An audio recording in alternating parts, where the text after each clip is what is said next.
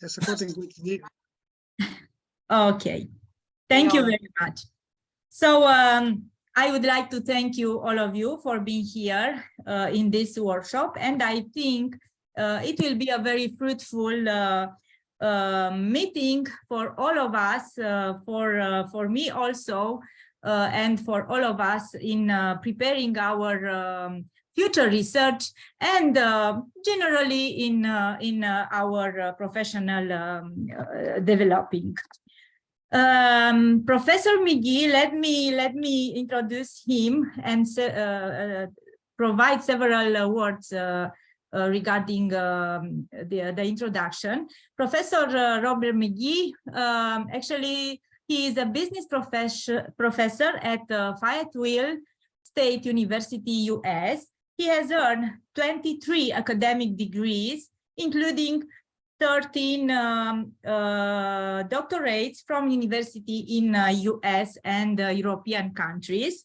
He has published more than 60 books, including several novels, and more than 1,000 articles, book chapters, conference paper, and working papers. Various studies have ranked him #1 in the world for both accounting ethics and business ethics scholarship. Amazing. When I read this, I was wow. Then we have to say that he is also an attorney and CPA. I checked for this, certified public accountants, right? Right. Yeah. Okay. And has worked or lectured in more than 30 countries. He drafted the accounting law for Armenia and Bosnia and reviewed the accounting law for Mozambique. He was in charge for assisting the finance ministries of Armenia and Bosnia convert their countries to international financial reporting standards. He is also a world champion. I think you didn't know this. Prepare for this.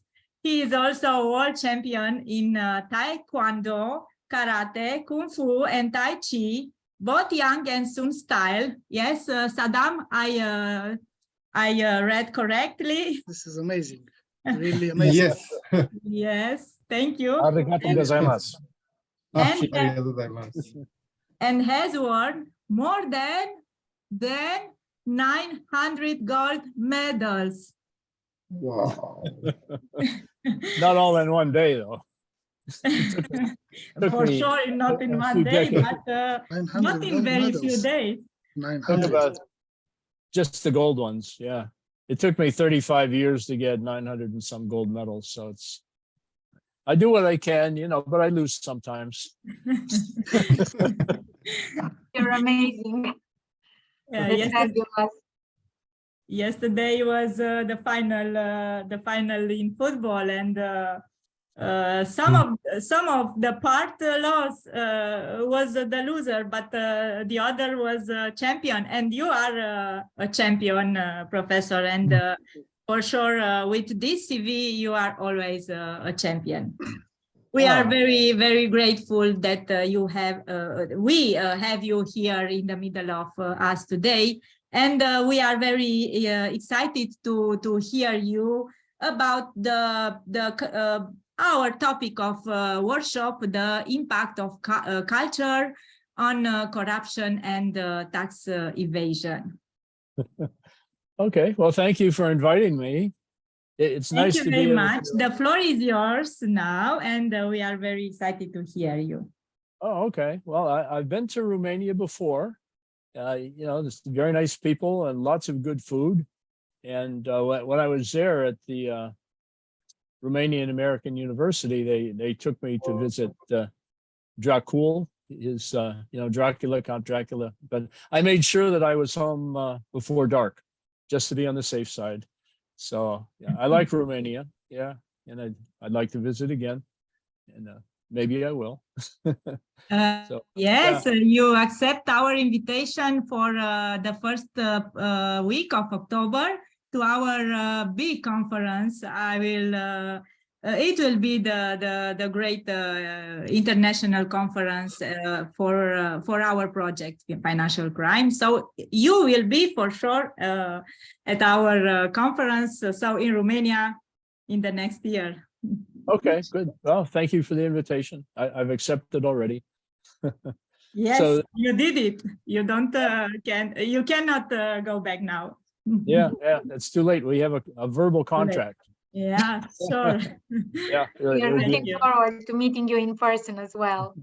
Oh, me too. Yes, you're one of my co-authors, so or I'm one of your co-authors. Yeah. Yes. So I suppose I don't know where to start exactly. This is such a big project, financial crime, but I've published 2 books on the ethics of tax evasion, and I'm working on 2 more books on the ethics of tax evasion. They'll be out in about 6 or 8 months, published by Springer. It's a major international publisher. And I'm working on 2 books on the ethics of bribery. One of those will be out in February. The other one will be out sometime in the last half of 2023. And I still have a few openings for the second volume of the tax book and the second volume of the bribery book.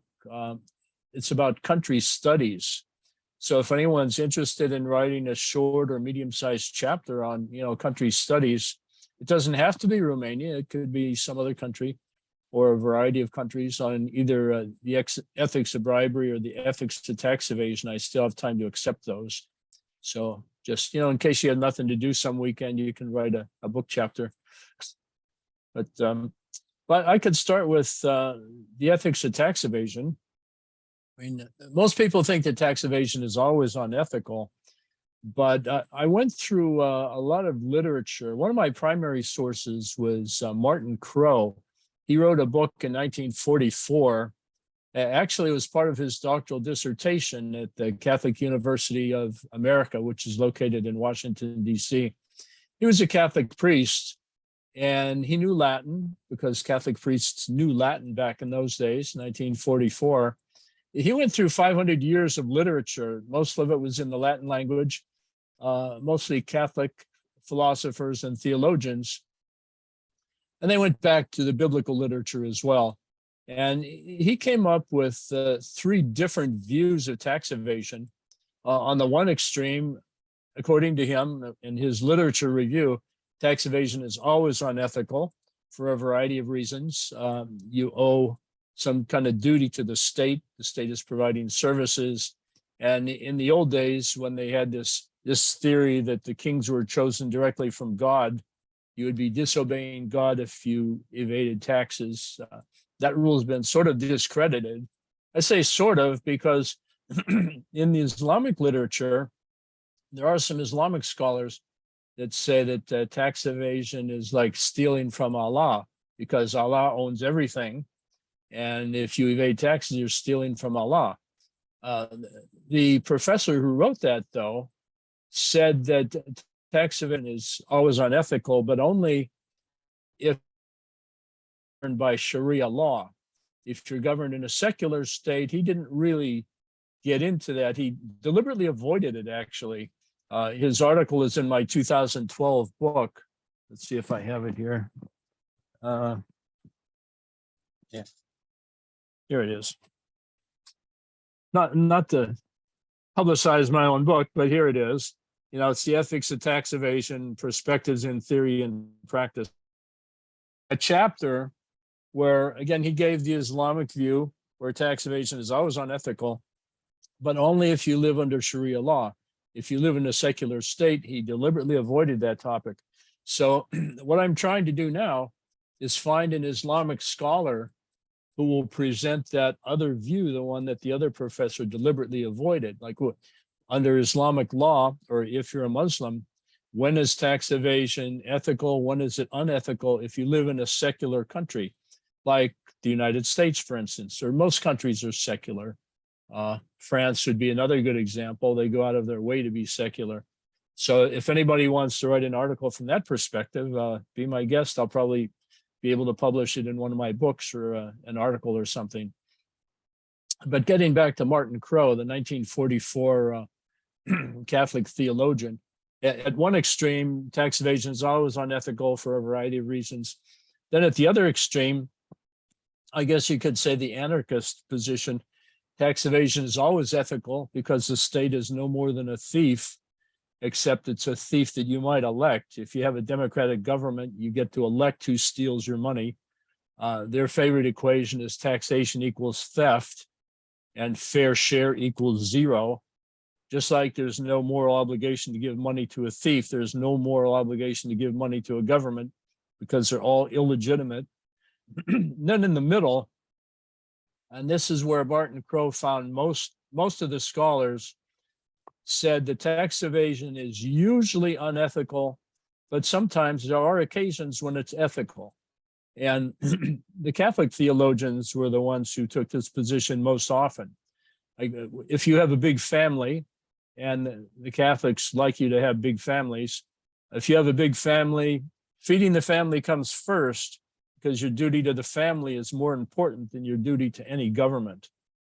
Then there's another strain of literature called just war theory, where if your country is engaged in an unjust war, there's no moral duty to pay taxes to support that war. And there may even be a moral duty not to pay taxes, which is another issue entirely, because there's that fourth issue. I mean, the top three issues in the literature, the dominant issue is that tax evasion is almost always unethical, but sometimes it's okay to evade taxes in cases where you have to feed your family, or in cases where the government is corrupt, where it wastes a lot of money, where the tax rates are considered too high and unfair, or where a country engages in political repression. And perhaps one of the best examples of that, it's a question I raised in one of my survey instruments. Is it unethical to evade taxes if you're a Jew living in Nazi Germany? Now, if you're a Jew living in Nazi Germany, what moral duty do you have to pay taxes to Hitler? And you could say the same thing about Stalinists, Russia and the Soviet Union. Is there a moral duty to pay taxes to Stalin? And how about Ceausescu? I've heard something about him. Is there a moral duty to pay taxes to Ceausescu? And a lot of people would say no. They'd even say there's a moral duty not to pay. So, but then you run into some problems, like with the just war theory, for example. You may have a moral duty to support your government if they're fighting a just war. Like, for instance, if Ukraine is invaded by Russia and you're a Ukrainian, you may have a duty to pay taxes to the Ukrainian government to support the war effort. And if you're a Russian, you may have a moral duty not to pay taxes to Russia to support that unjust war, if it's considered unjust. Vladimir Putin thinks it's just. So there's a difference of opinion there. But then the problem becomes, how much can you morally evade? Let's say that the military budget is 20% of the total budget in the country. You can probably justify evading 20% of your taxes if the military budget is 20%. The problem with that is that all of your money goes into just one pool that's invested in everything. So the only way to not support an unjust war is to pay zero taxes. But then you're not paying for the government services that you receive. And so there's a moral dilemma there that in the literature, I haven't really seen that resolved. So if you could write an article or a book chapter that discusses the just war theory, that would be a contribution to the literature, because nobody I've read has presented a good argument about how much you should morally pay if you're living in a country that's involved in an unjust war. Now, it seems it's either zero or something more than zero, but they haven't come up with good philosophical arguments yet. So that would be an area to explore. And those are the four main, those are actually the only four arguments. Tax evasion is either always ethical, always unethical, or sometimes ethical, sometimes not. Or the fourth one, you may have a moral duty not to pay taxes. And there's another way of looking at this too, from the perspective of utilitarian ethics. Utilitarian ethics has some flaws. You know, it's structurally flawed because you can't measure gains and losses. You can't even determine who's a winner and who's a loser sometimes. which Frederick Bastiat pointed out in the 1840s. Again, if you want to do some research on Frederick Bastiat, that's Bastiat. He was a French economist and philosopher. He only wrote between 1844 and 1850, and then he died of tuberculosis on Christmas Eve in Rome, but you don't have to know all that. He's a very interesting guy. All of his works are available in both French and English on the internet, so you can check him out. He was a utilitarian, but he pointed out some deficiencies of the utilitarian approach. You can't always determine who's a winner or a loser. You can't even measure the degree of wins or losses. Some people may be big winners where other people's would be little winners. There's no way to measure that kind of thing in utilitarian ethics. And that's a structural flaw that we just can't get around. And then we have a dispute about what's ethical and what's unethical from a rights perspective or deontology.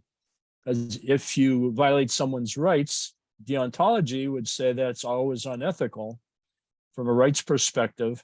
But from a utilitarian perspective, some utilitarians would say it's okay to violate someone's rights as long as it's still the greatest good for the greatest number. And so that's another structural flaw of utilitarian ethics. So when you apply utilitarian ethics to the question of tax evasion or bribery or any other kind of financial crime, you have to ask yourself the question, who are the winners and the losers? And if we begin with the assumption that the private sector is more efficient than the government sector, and that's certainly a good assumption in the United States, the government over here can't do anything right. And it's probably like that in most countries.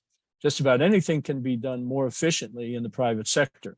In the United States, for instance, private schools can educate students for about 1/3 to 1/2 the cost of what the government does. And they do a better job as well in the private sector, as evidenced by test scores and so forth.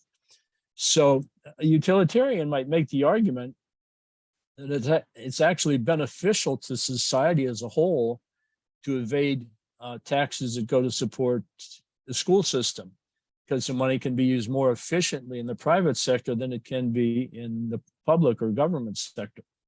And so you don't see much written about that because, again, utilitarian ethics has some structural flaws, but it's something that has come up in the literature. So dealing with tax evasion in general then, I mean, the general view is that tax evasion is usually unethical, but there are some exceptions. And again, Martin Crowe pointed that out in 1944, and I've referred to him in a lot of my writings because he was one of the classic authors on tax evasion.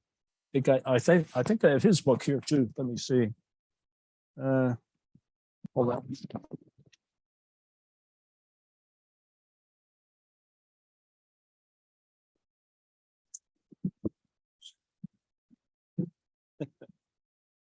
The moral obligation of paying just taxes. Martin Crowe, 1944. It's still in print. You can get it on Amazon. You might even be able to get it on the internet for free. I don't know, but it's a really good book. He goes back 500 years in the Christian literature, mostly in the Catholic literature. And he does mention some Protestant theologians as well. But since he was a Latin scholar, I think his biggest contribution to the literature was going back through all that Catholic theology to 400, 500, 300 years ago. It was written in Latin. So he introduced us to all that literature that was previously unavailable. So I would recommend that book, or you can get maybe all of it on the internet. I haven't checked, but that would always be a good source if you're writing on tax evasion, especially from ethical aspects, because there are a lot of good scholars there that he quotes. So, what else? Oh, there's so much. I've done a lot of research in different countries, and I found that in some countries, like the former Soviet republics, there's 15 former Soviet republics, and the former Yugoslav republics, countries in Eastern and Central Europe, where they lived under some kind of government oppression. There's still very little respect for government. And in Latin America, there's sort of a joke that tax evasion is considered their favorite indoor sport. they just do it so frequently. Everybody can do it if they can get away with it in some of these Latin American countries. And it's fairly easy to get away with if you have an economy based on cash. And with this cyber currency stuff that they're talking about, it's going to be more difficult to evade tax, but it's also taking away your freedom, because if it's all digital currency, the government can shut you off anytime it wants to. Just like they shut people off on Twitter and Facebook and all these other social media outlets. They can, if it's all digital currency, the government can shut you down. You won't be able to pay for anything legally. And so that's the downside of having a digital currency. And the upside is there would be less tax evasion. And so there are pros and cons to that. So it depends on how much you love the government. If you love the government, you will love digital currency. If you love freedom, you won't love the government, because they're total opposites. Interesting point of view. If we love government, we love digital currency. Yeah, well, they're sort of at opposites. And now, like in the United States, we have an idiot in the presidency. You know, Joe Biden. Almost everybody thinks he's an idiot. Joe Biden thinks he's a genius. At the end of your speech, I will be curious how much you agree using cryptocurrencies, but at the end, to not confuse you now. Okay, yeah. Well, Friedrich von Hayek, who won the Nobel Prize in 1974, back in the 1950s and 1960s, he wrote about competing currencies, because if the government has a monopoly on currency, like in the Eurozone, for instance, it used to be all those European countries that were in the European Union, they had their own currencies. But if you're in the Eurozone, now you only have one currency, and that's like a monopoly. And just like with other monopolies, there are two structural defects in monopolies. Number one, monopolies cost more because there's no downward pressure on prices. And number two, there's no incentive to be efficient because consumers don't have anywhere else to go. So what Hayek discussed in the 1950s and 60s was, if you have competing currencies, you can still trade at whatever the exchange rate is, but there would be downward pressure on prices because of competition. So currencies would be higher quality and you would have more choices.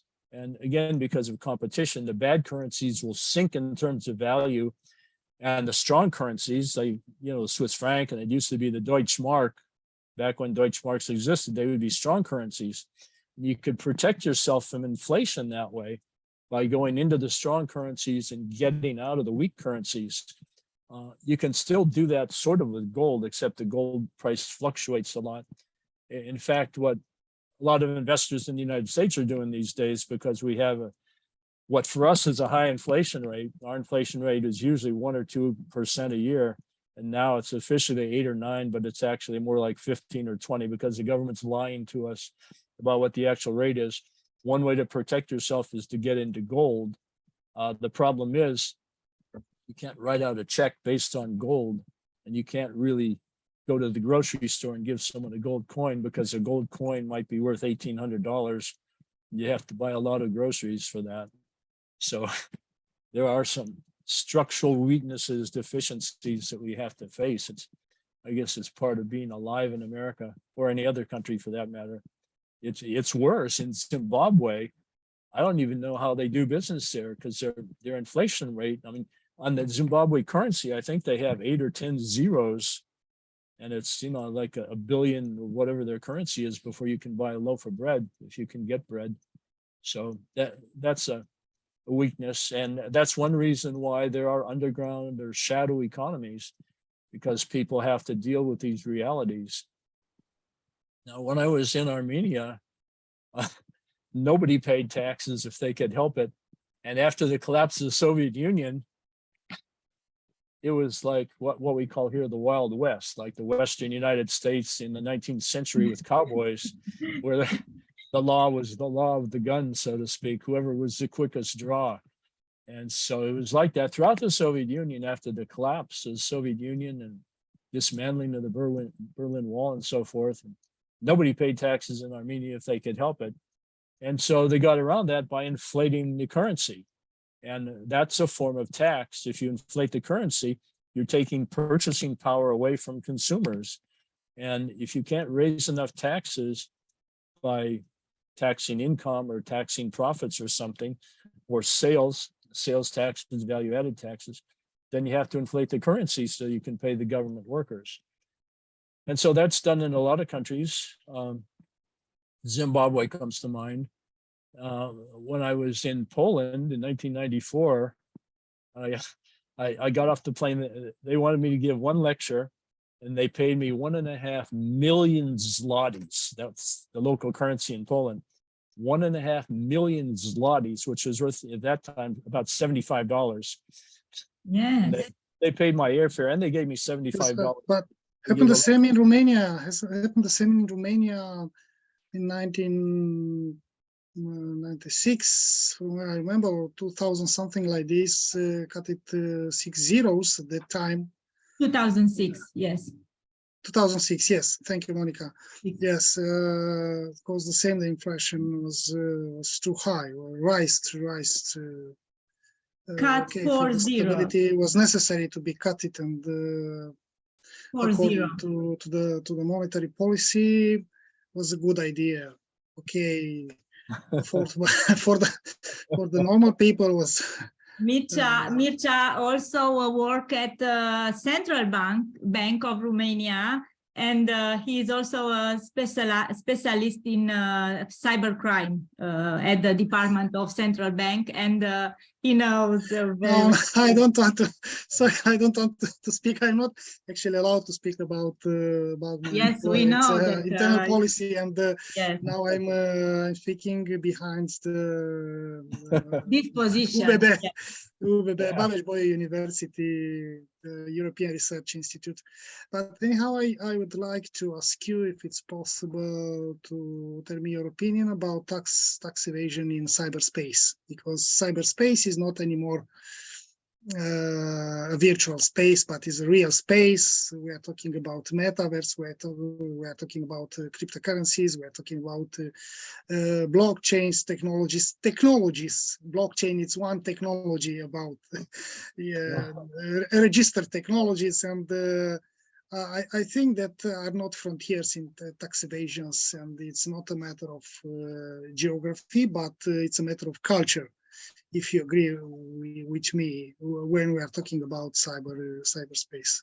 Yeah, well, there's definitely a cultural element, like all of Latin America, much of Africa, Eastern and Central Europe, former Soviet republics.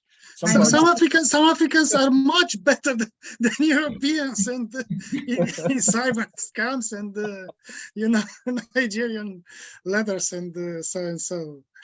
Actually, Nigerian letters, yes. Yeah, there's a lot of incentive and opportunity to evade taxes. And there is this stream of emerging literature because the Bitcoin and all those are relatively new. But the people who are basically free market and anti-government are arguing that these private currencies could actually replace government currencies. And if you have competing private currencies like Hayek spoke about in the 1950s and 60s, that could solve the problem of inflation for any country that adopts that.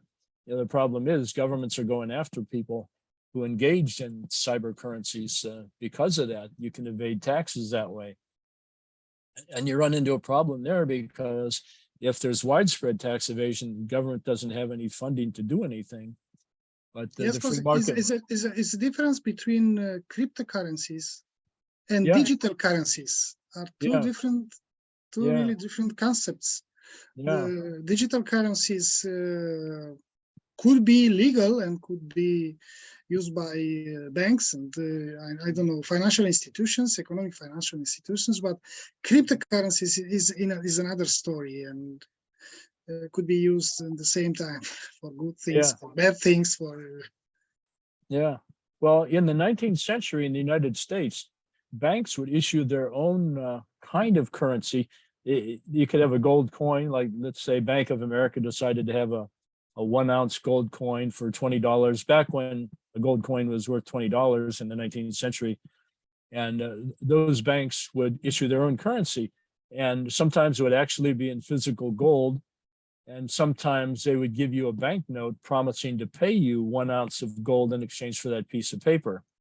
And we had a dual currency system in the United States in the 19th century, gold and silver. And for a long period of time, the ratio between gold and silver is 15 to 1. 15 ounces of gold was equal to 1 ounce of silver. And throughout a large part of the 19th century, that remained stable. But then in the last, 1869, actually, they discovered silver in, I think it was Colorado and California.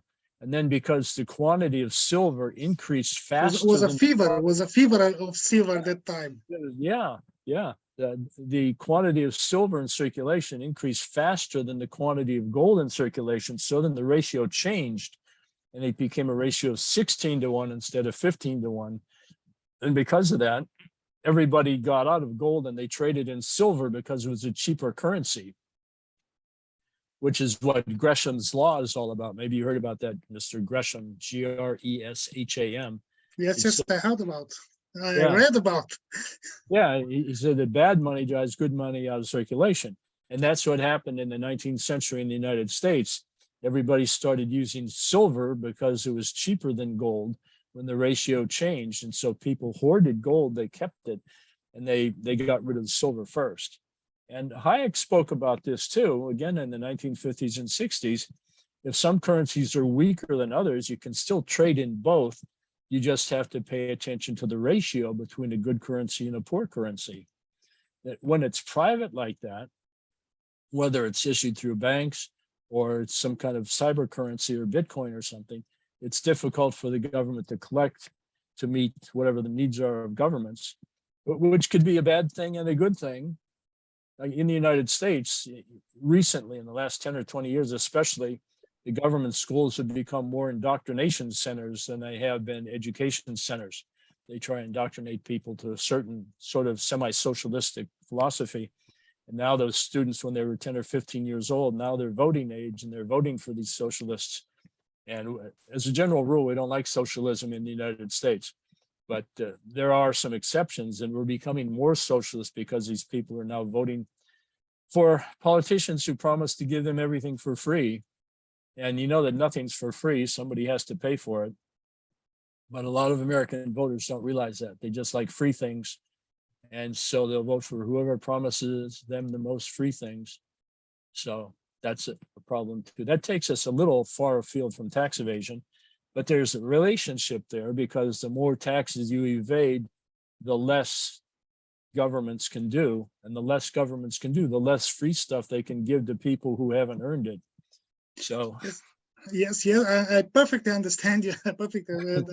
And about social and about 2016, if I well remember, was a fever of cryptocurrencies like silver fever or like gold fever in 19th century in America and in United States, actually, not in America, in United States.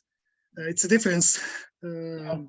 Yes, and in 2016, if I remember, born 1,000 cryptocurrencies daily and died daily, 1,000.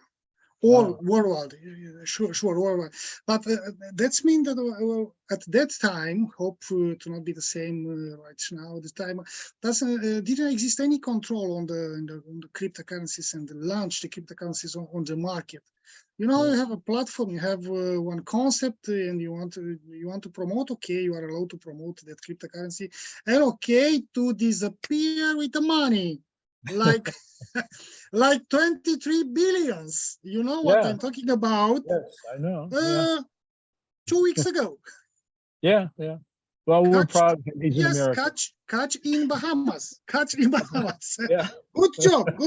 Really good job. Yes. Good job. He privatized it, but he also stole from people in the process. So for sure. Destroyed many people's. Destroyed history. Destroyed economies. Destroyed. Families, destroyed the dreams, destroyed many things. Yes. Yeah. But I developed. I wrote an article, and I saw some connections between dollars and Tether. Tether is a cryptocurrency, and gold and Bitcoin, and the fluctuation of one of them. Anyhow, would be really interesting if could be applied, imposed, could be imposed these revenues of and not official but unofficial, because official it's only what you declare, but unofficial, behind the scene, shadow, Right. like you said before. This could be to develop one strategy or one program or one mechanism to looking for. Yeah, it's a fine line between trying to reduce tax evasion without increasing the totalitarian aspects of government. Governments start to lose their validity, their credibility when they go beyond their legitimate scope. And people can't decide on what the legitimate scope of government is either. I mean, the anarchists would say all governments are 100% illegitimate. And other people, what in the United States we call classical liberals, would say that government functions are valid only for the protection of life, liberty, and property. Anything beyond that, any kind of redistribution is inappropriate, and it would be okay to evade those taxes. And then there's the other group that says if you don't like it, you can move to another country. The problem is there are tax collectors in those countries too. Just like if you're a slave and you have the right to vote for who your plantation owner is, or if you don't like your current plantation owner, you're a slave who can move to another plantation. They're still at a plantation. So there's that aspect of the issue as well. So it's an imperfect system, no matter how you look at it.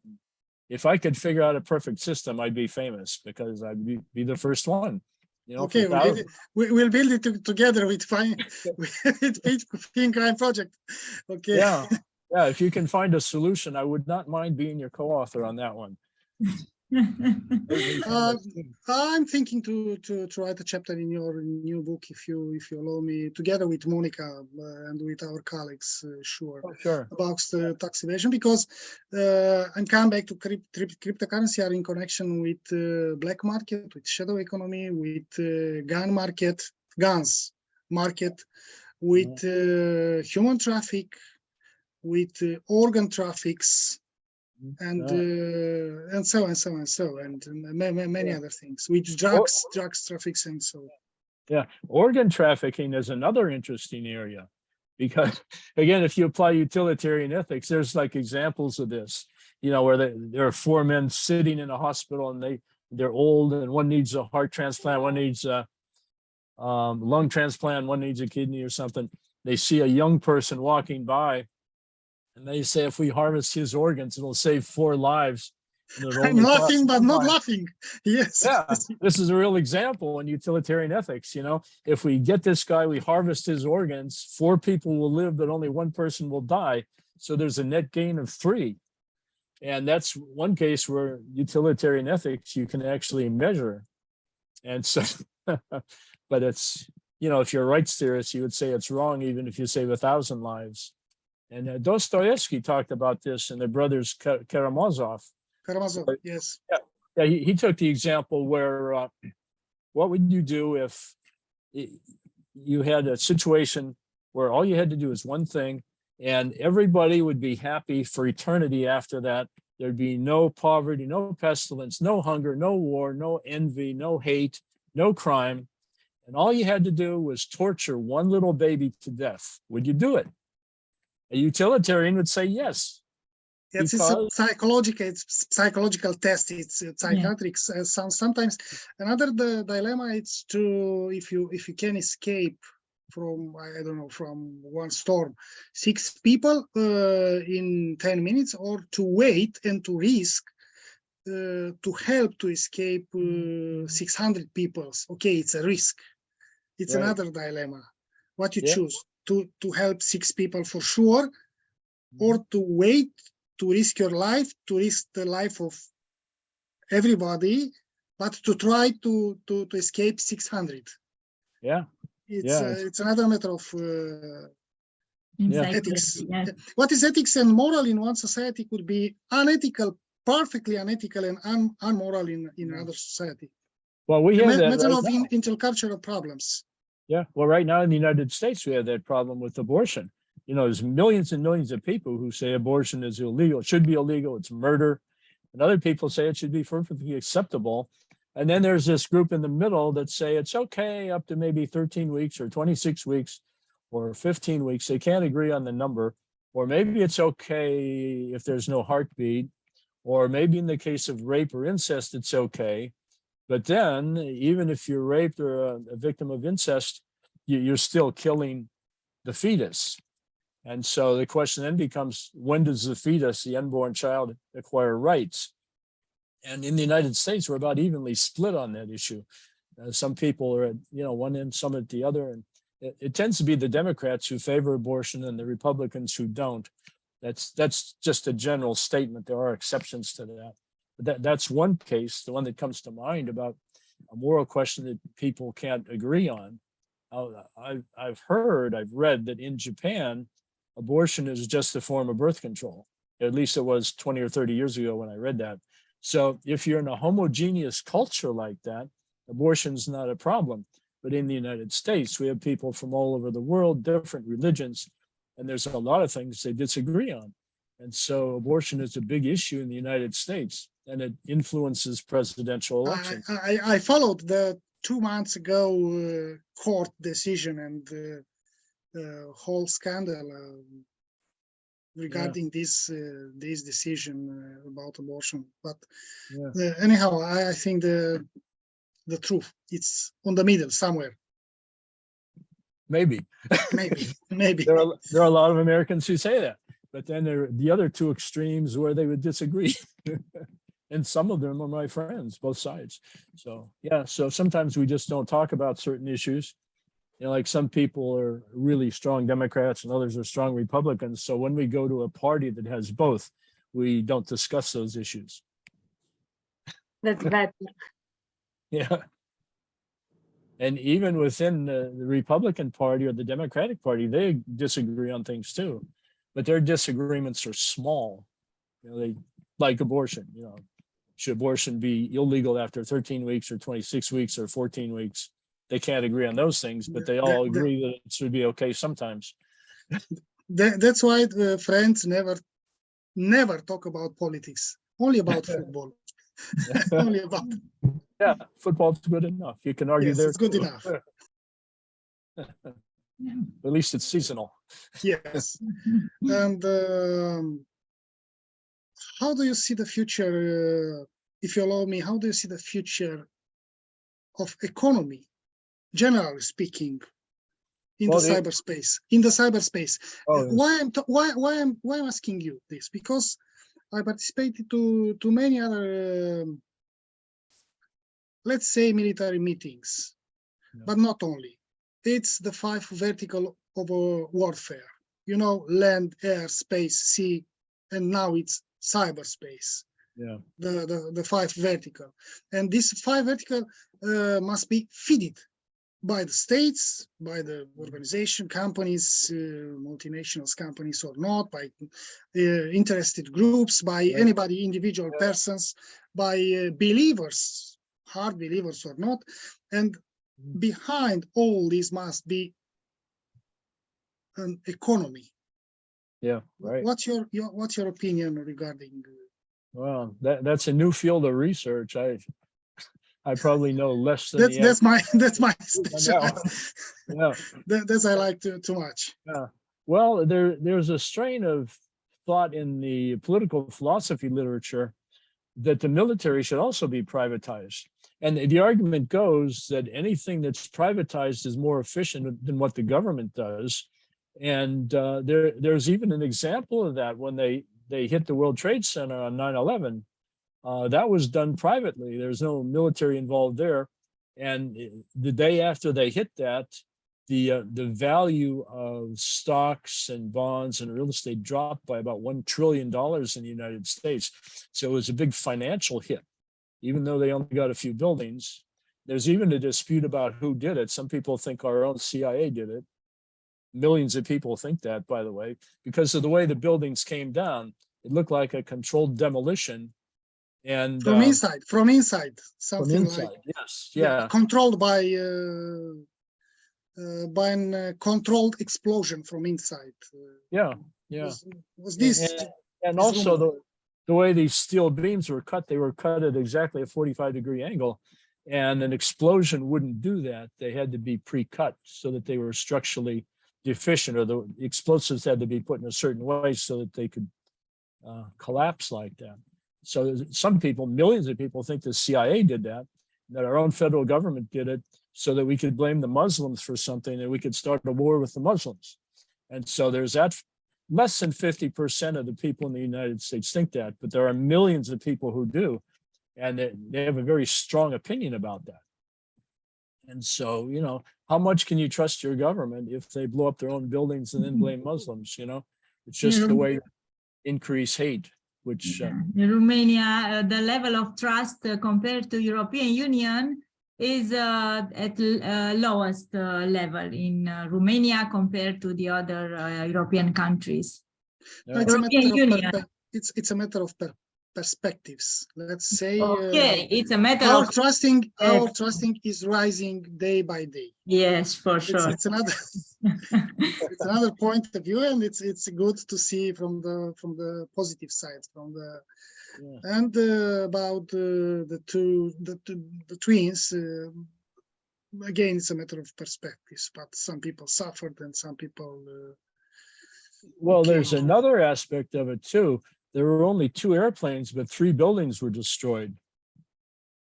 3 buildings were destroyed, but there were only 2 airplanes. Please explain that to me. You know, I don't have any expertise on this field. I cannot. I cannot.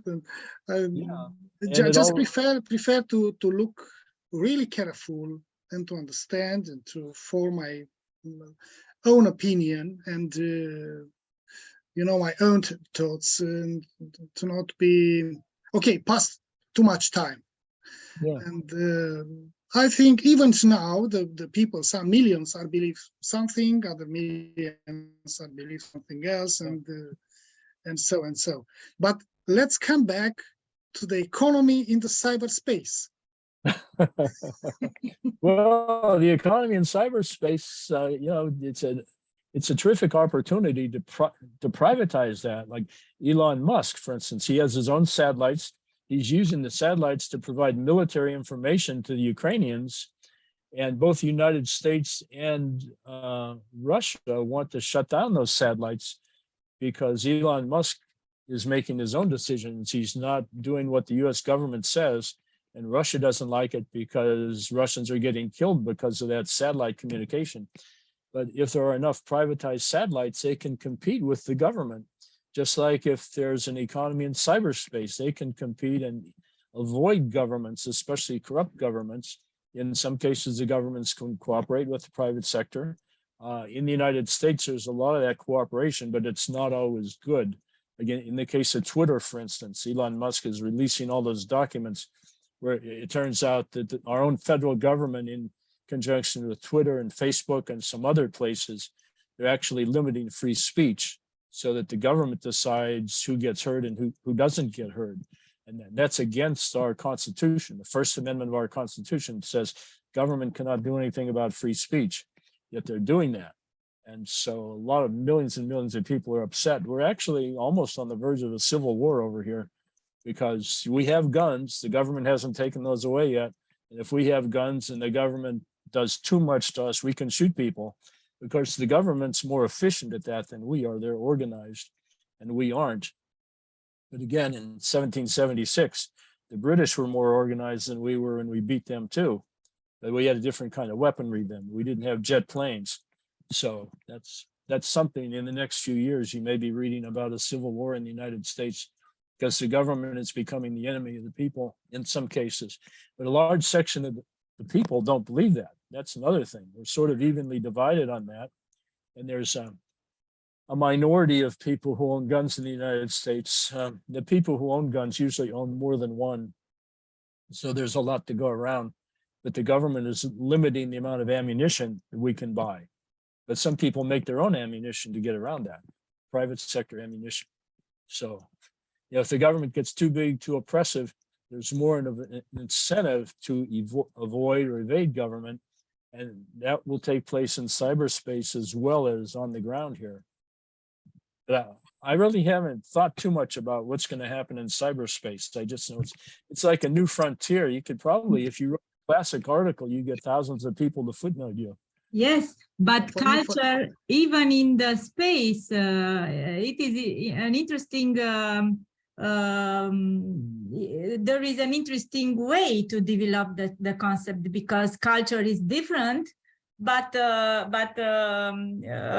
when we talk about the cybercrime and the space, this is unlimited, and it's only one. So no, the space is the last frontier, like in Star Trek. But Yeah. anyhow, dozo arigatou gozaimashita. And hope to talk with another opportunities. I must join another meeting, and I want to thank you, Mitya, for because invited me, and because invited you, and because I had the opportunity to speak directly. Thank you for assisting us in our discussion, and good luck for your next meeting. Thank you very much, Thank you so much for being here with us. ありがとうございました。さよなら。さよなら。 So indeed, social cultural determinants, there is clear that they impact the economic, generally the economic activities, and especially we talk here about financial crime, corruption, and tax evasion. And my question would refer to the following issue. All the time when we write papers, because we are here involved in research papers, and try to connect social economical factors in our models, for sure, in order to demonstrate that there exists a connection between social cultural factor and corruption, tax evasion. And finally, we find that connection, and finally, we have to provide several policy implications. So what we have to do to change this in order to correct, to adjust financial crime, because culture is stable considered, and we cannot act very much on the level of religiosity, on the level of trust. Okay, we may, but there are several channels, but actually this is inherited. Yes, this is, the culture is inherited, right? So we cannot change much on this. And the point of view of the reviewers is, okay, so what? You find the culture is determining. So what? Which are the policy implications within the corruption and tax evasion and so on? How can the policy implication could adjust, could do something to change? Because we cannot change. This is the point. Okay. Well, I have 2 points to make. One point, the easy way I get around this is, we know what causes tax evasion, because people think that they're being oppressed by their government. And so the way to reduce tax evasion is to decrease the oppression. If tax rates are too high, you can reduce tax evasion by reducing tax rates. If government is less efficient or corrupt, you can reduce tax evasion by being more efficient and less corrupt. If people don't think they're getting much in return for their tax payments, you can give them more in exchange for their tax payments. Those are all like general things that you can put in the conclusion and recommendation section. And then the other thing I wanted to mention was from my research from some of these Soviet republics, former Soviet republics in Eastern and Central European countries, where they were oppressed by communism, socialism, and so forth. In some cases, when I ask about attitudes toward tax evasion, the older generation is less opposed to tax evasion than the newer generation. These young people who didn't live under communism sometimes they trust the government more than the people who had to live under communism. So the culture can change, but it takes a generation. And there's a strain of thought within the political science literature too, that says basically you have to wait for the old people to die or retire so they can be replaced by a new generation. 30 years goes over after communism, post-communism, and when we take a view around, maybe we find that there are very fixed issues, and the problem don't move.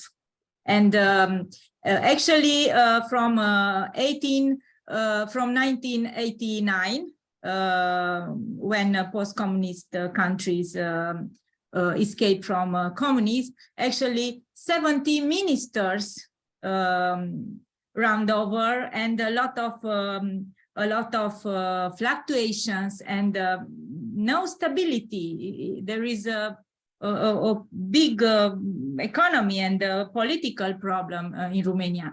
I know to wait to replace the generations, but 30 years is not enough. Yeah, maybe you need two generations. More than this, yes. Yeah. So to wait for the time over and to replace the habits, the attitude.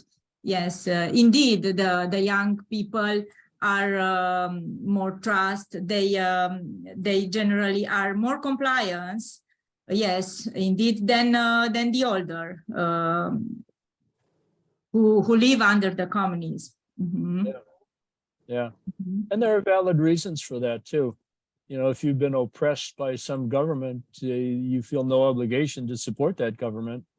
And once the government starts doing good things, then you feel guilty if you don't pay all your taxes. But some people evade taxes and feel guilty at the same time. That's how they solve that problem. Interesting point of view. They pay taxes and they feel guilty. Yes. Yeah. Interesting. Yeah. Our time almost over, because I promised Professor McGee to that I will not keep him up to 1 hour, not more than this. But with at several questions, I will ask him to reply if it is the case. Okay. Question from the audience, please.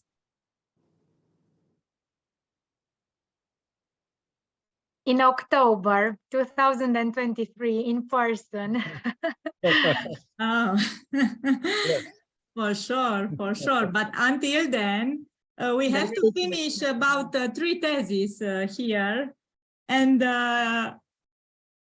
please take the opportunity of find anything you are interested now from the Professor McGee. May I ask one question? Please, So, Adam. how can a common man can do tax evasion? Usually, I'm more accustomed to living in Japan all my life, and I'm sure different countries have like different regulations. Over here in Japan, tax evasion by a normal citizen is almost impossible, because the tax comes and you have to pay, and if it doesn't pay, a notice comes in, and then even if you don't pay on the notice, then a legal action will be taken against you. So whether you like the government or not, you have to pay the taxes. So when you go shopping, you need to pay taxes on your groceries. When your salary comes, you get an automatic deduction by the accountant who is giving you salary. So a tax evasion is very difficult for a common man to do. I understand, tax evasion can happen when you're running an entity, you hide some illegal proceeds, you don't pay that, you don't declare them. But for a normal salary person, tax invasion is seems a very harsh thing, whether you believe in the government policies or not. So if you can shed some light from like a different region, if people who don't agree with their government policies, how do they make those tax invasions? Well, you're right. It's very difficult for most people to evade taxes. In the United States, if you work for any company at all, they take the taxes as withholding before you even receive your money. And they send it to the government. Then you fill out a tax return. And if they've taken too much, you get a partial refund. And if the company hasn't taken enough, you have to give the government more money.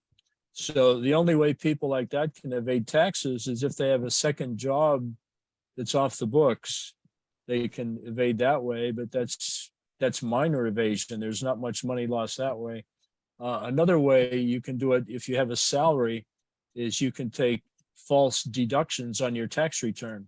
You know, certain things are deductible, like, well, you can say that you have extra medical expenses. Sometimes medical expenses are deducted, but only if they exceed 7.5% of your adjusted income.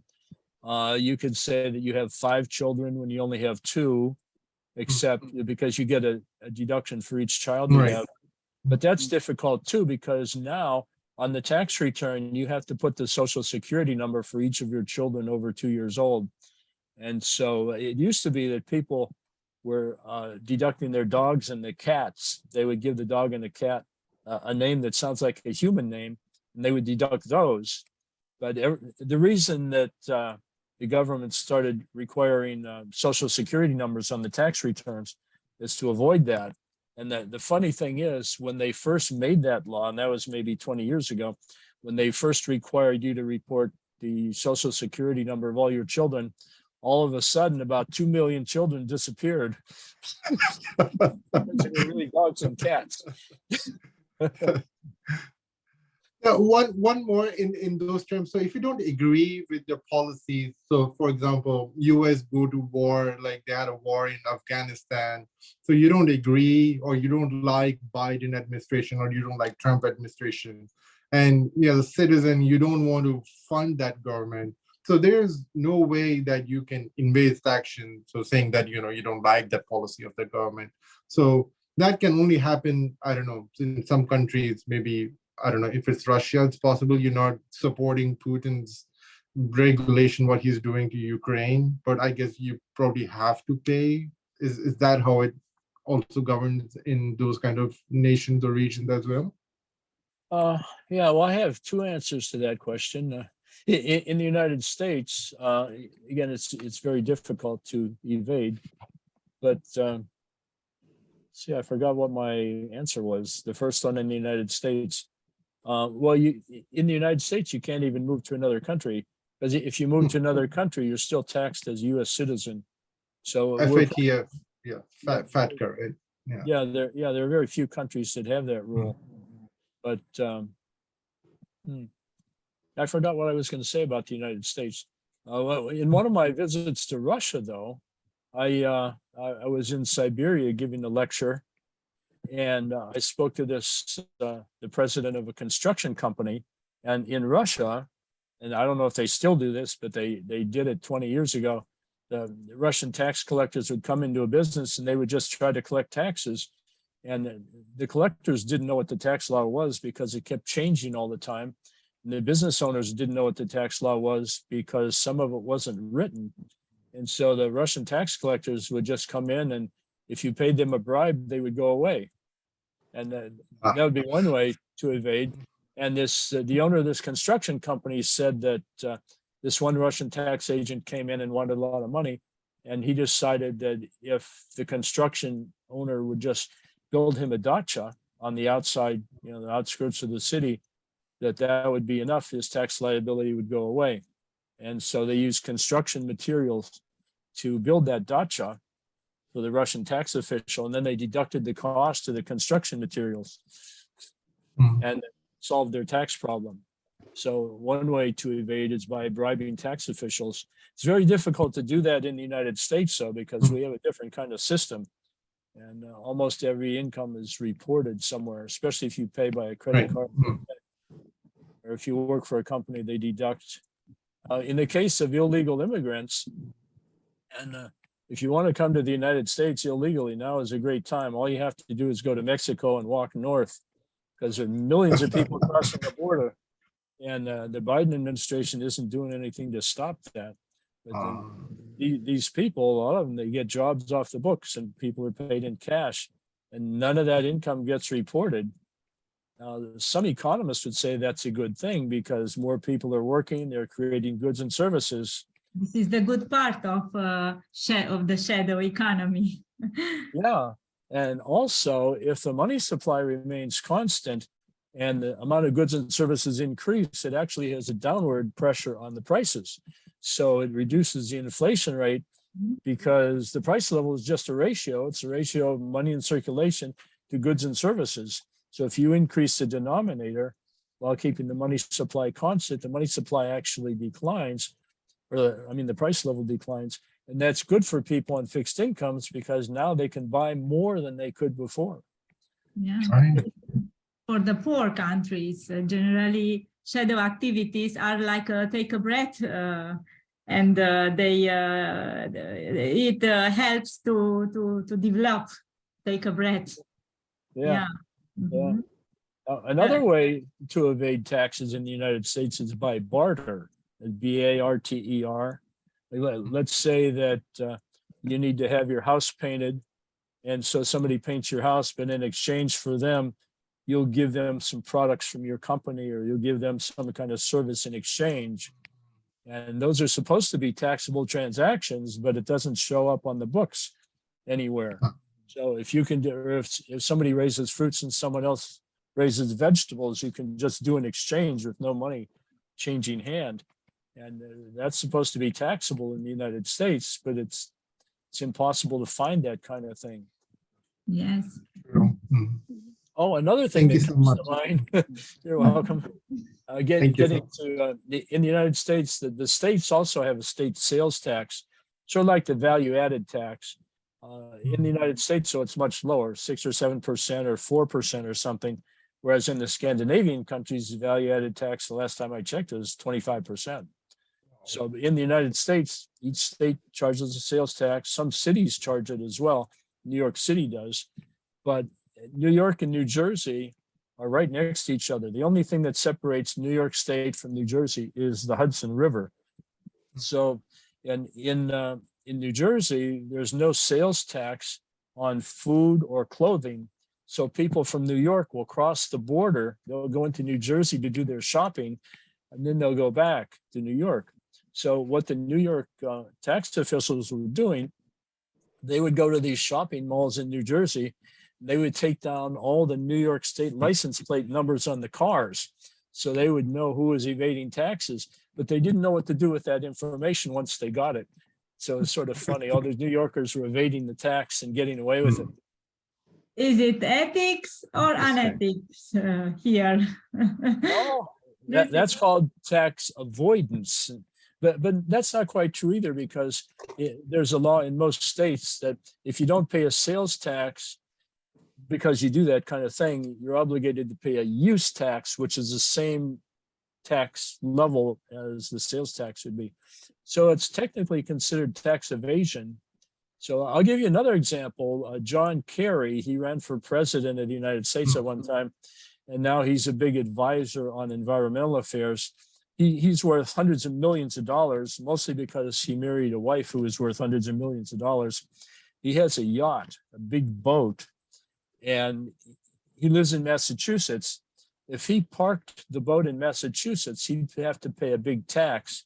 So he parks it in another state, New Hampshire. It's right next to Massachusetts. And so he can avoid paying tens of thousands of dollars in annual taxes for parking his yacht in a state that's only 10 or 15 miles away. That's tax avoidance, not evasion. Yes, sure, but the ethical behind is different. Well, yes. Like in earning manipulation within a company. Actually, is not good. Yes, we manipulate data being in the letter of the law, but not on the spirit of the law. So legally, it's okay, but behind this is there are not very ethical. And when we calculate that Binish Binish scores that calculate the level of manipulation, high level of Binish score are interpreted as being a high risk of frauds. High risk of fraud. So behind this is unethical is considered to be. This is why I ask you, because finally, in my point of view, there is an unethical here, like offshores and activity which imply money laundering to choose the best opportunity to invest your money, to direct your money, to not being under the supervision of the governance, to take the opportunity from anonymity, and for sure low tax pressure. So Pandora scandal, yeah, this is very recent, which discovered a lot of ministers from Europe, even from Romania, that hide their money within offshores. So, well, they think could be ethical, but I'm not very sure. My point of view is not, but maybe the truth is in the middle, for sure. Yeah. Well, there's some speculation now in the United States about Hunter Biden, Joe Biden's son, that he gets a lot of money, millions of dollars, and supposedly Joe Biden gets 10% of what his son gets because of an arrangement they have. And in some cases, if the son makes, $1 million, Joe Biden might get half of that, 50%. But they can't prove it. They haven't been able to prove it yet. So some people are trying to prove that. And then they're wondering, where does he keep the money? Because it's not in the United States. It has to be somewhere else. Yeah, for sure. We might find out the answer to that someday. Then there's another thing that's going on here, because each state has its own income tax. California and New York are two states that have high income taxes. In California, I think the top tax rate is 13%, but that's on top of the federal tax rate. And in the states of Texas and Florida, there's no income tax. And so a lot of people are moving. No income tax in Florida? Yeah, there's a federal income tax, but there's no state income tax. Mm-hmm. And in Texas, and I think Montana or Wyoming, there's maybe 6 or 7 states where there's no state income tax. And so people are moving out of California and New York, and they're moving to Florida and California and states that have, they're moving to Florida and Texas and some other states. I think South Dakota or North Dakota, one of those states, they also don't have an income tax. So people are voting with their feet. It's a kind of economic voting where they vote with their feet. And you can do that in Europe too. Like I've read that Gérard Depardieu, the French citizen, decided to become a Russian citizen because Depardieu would be taxed up to 75% in France, but only 13% in Russia. So I don't know if he ever went through with that. But that's one way you can avoid taxes in Europe. US citizens can't do that because we have a different tax system. We can go anywhere in the world and the United States will still tax us on our foreign income, subject to deductions and credits and things. So if I moved to Romania, I'd still have to pay a US tax. But only if I made more than $110,000 a year, because if you make less than $110,000 and you leave the United States, they won't tax you on foreign income. Mm-hmm. I think it's 110. It goes up every year based on inflation. Mm-hmm. Romania doesn't have a big tax burden. The problem in Romania is the low trust in governance. The tax burden is not high. It's somewhere in the first half within European countries. It's not high, but the problem is the trust in governance, and from here, actually here are all the causes of corruption, tax evasion. Yes, the trust. Yeah, we have a relatively low level of corruption in some states here, but we also don't trust the government very much. And in some places, the corruption is worse than others. Like in Chicago, it's I think the third largest city in the United States. There's even jokes about corruption because there's so much of it. And some other places too. So, some towns in New Jersey where you can become a political official by bribing people. They changed votes and everything. That's small compared to some other countries, but we have some corruption here too. Interesting to find this. We think that in U.S. is we say here USA is the country of the all possibility, of the all opportunities. Yes, so, they're all there. We cannot agree that there is corruption in US, but corruption is an option. It's a possibility, right? You can be corrupt. It's just you have to be very careful. You're probably better off going to Russia if you want to be corrupt. Oh, which brings me to another. This is an anecdote, really. One time when I was in Siberia, I wanted to have lunch at one of these outdoor restaurants. And everybody was smoking there, and I don't really like cigarette smoke. So what I did was I took a table and I moved it about maybe 3 meters. And the waiter came up to me and said, "You can't do that. You can't move our tables." And I said, "Well, why not? I don't like the cigarette smoke." And he said that, well, the tax officials, they come here and they tax those outdoor restaurants based on the number of cubic meters or square meters that they have. So by moving that table, I was increasing the tax liability. So 3 meters further, the difference taxation. Yeah, and if you're an outdoor cafe in Russia, you could reduce your tax liability by moving the tables closer together. Interesting. Yeah, very nice example. Yeah. Even related to the culture, because yes, we talk about the basement of our discussion is the culture, right? And the difference of culture and their impact on bribe and the other type of frauds. Yeah. Okay, thank you very much. If there are not any question from the audience, Andrea, from the Western University of Timișoara, you don't have any question and or suggestion or anything? No, I don't have any question, but I want to ask what Mr. McGee think about all of us, so we'll use just digital money, so not fiat money. If we avoid the tax evasion with this, Oh, or well, it is impossible. well, it's sort of impossible, I guess. I mean, with currency that the government doesn't control and currency that the government doesn't know exists, then it's possible to evade. And it's just up to the individual to volunteer to pay taxes if they want to. And most individuals won't do that.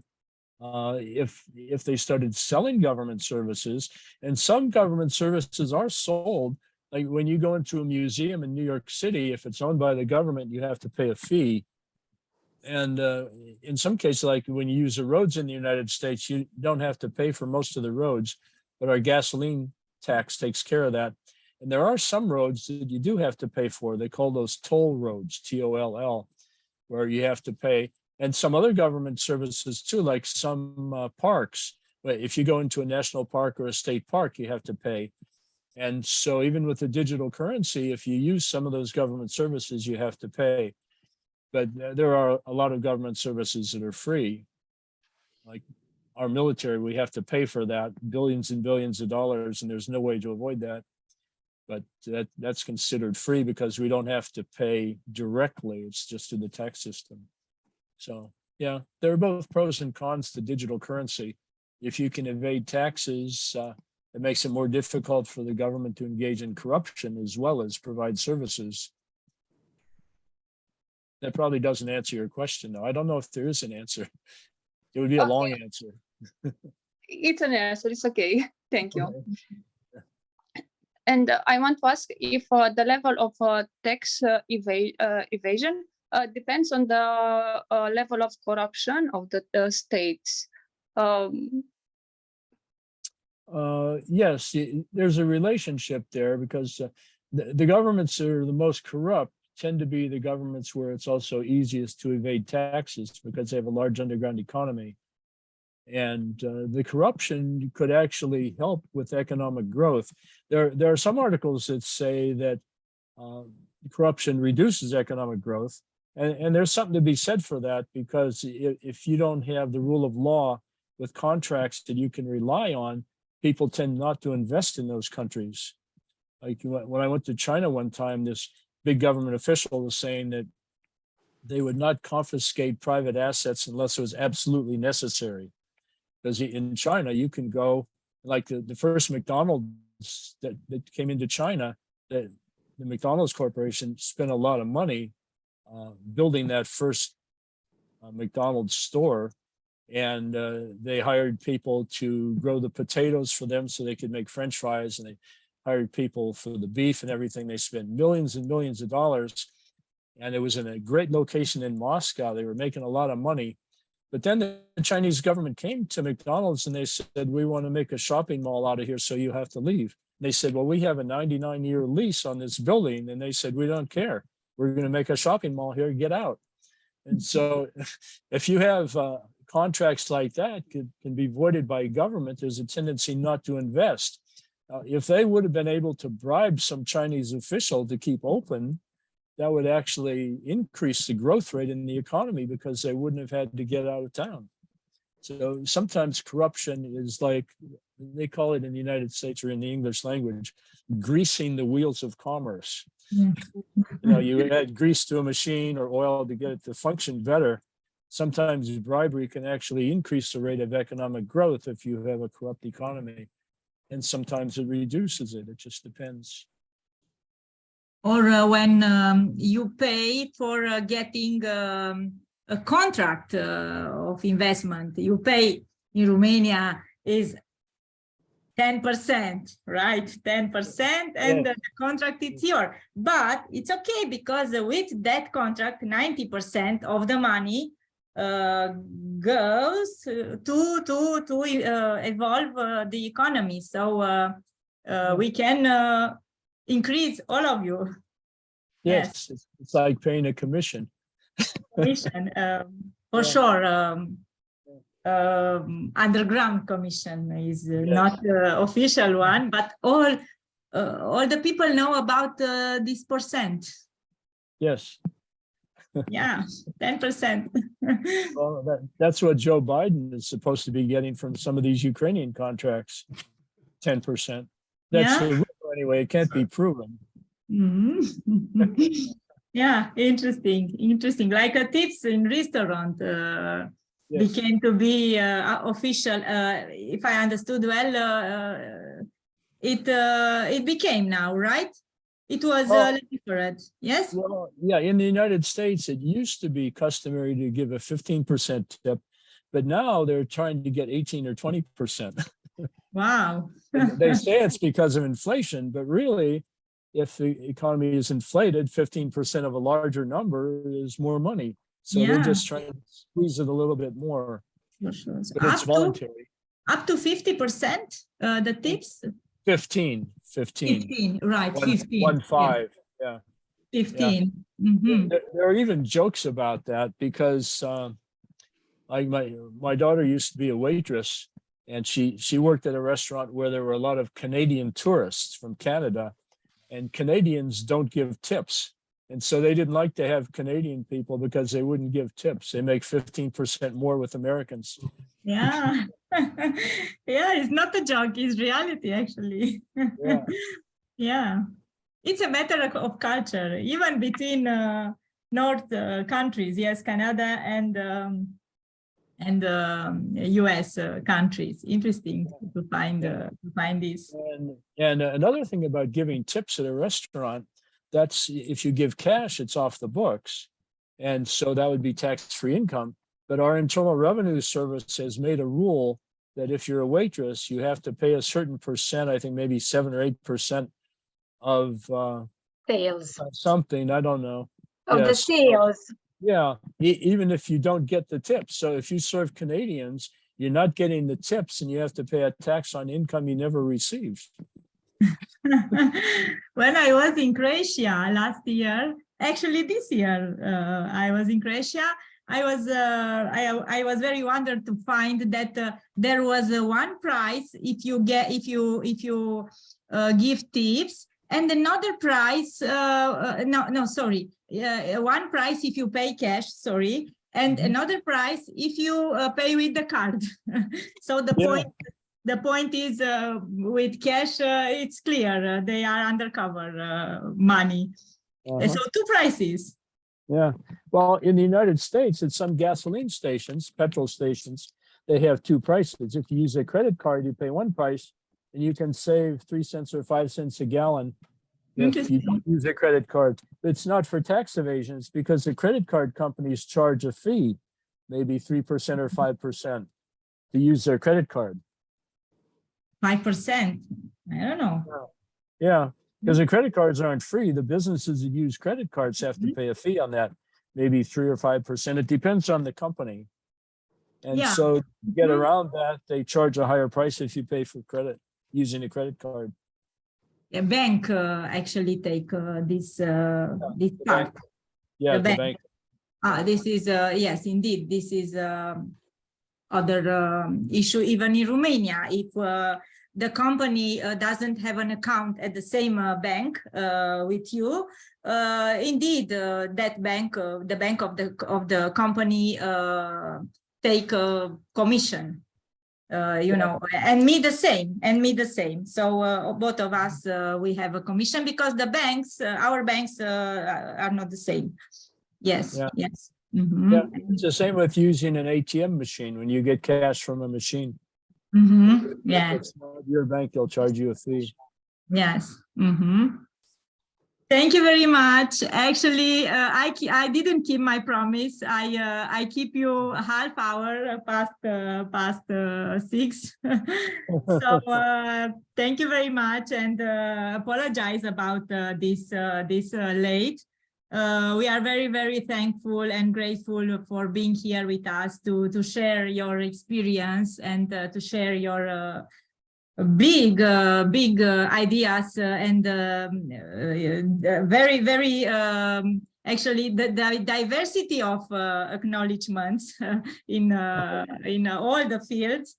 And I think all of us have learned today a lot of things from you. Thank you very much. Yeah, thank you for inviting me. Thank you very much, Professor McGee, and see you in person in October. We keep in touch related to all the details, and we are very from now we are very excited to have you in the middle of us next year. Thank you very much. Well, thank you for inviting me. Thank you very much. Thank you. Thank you. Bye-bye. So warmest Bye. wishes from Thank you. Romania. And enjoy Bye. the upcoming Bye. winter Thank you. holidays. Bye-bye. Yes, yes. Merry Christmas, and have a nice Happy New Year. Thank you. Merry Christmas. Happy New Year. Almost Christmas. A few more days. Yes. Yeah, a few more. Enjoy